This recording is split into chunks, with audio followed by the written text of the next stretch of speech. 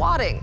It's a word not many people know. Swatting is a term that refers to a 911 call sent to someone else's home with the goal of draining police resources and frightening the people inside. CBS 58's Adam Reif is here to explain why this is such a problem. Adam. Well, Natalie, a Milwaukee author said he had a swatting incident just this past weekend. Police have responded with ballistic shields, guns drawn, even handcuffing him in the past, all based on anonymous and false 911 calls. And MPD says it's illegal and puts everyone at risk.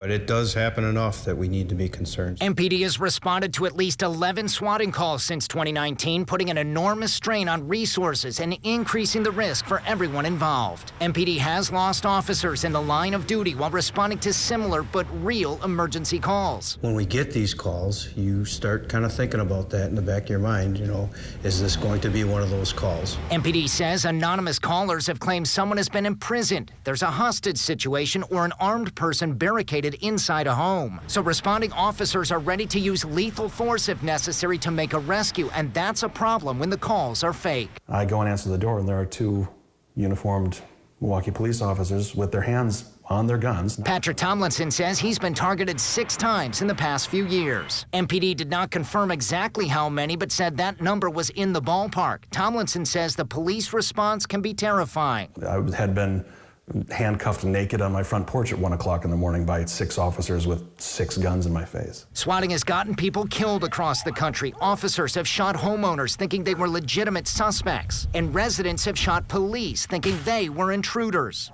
Do you worry about your safety with police? Yes. We apologize definitely for the individuals who might be affected by our response. Officers still have to respond to 911 calls, but Milwaukee does not yet have a swatting policy on the books to address repeat false calls to the same locations. Inspector Feldmeyer says MPD tries to use its best judgment and restraint when responding. With all those measures in place, it's not perfect, but it's as good as we can get for now until we can find out maybe a better way to do it.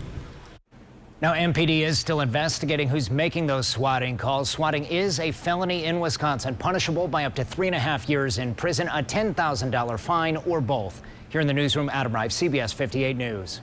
Definitely a scary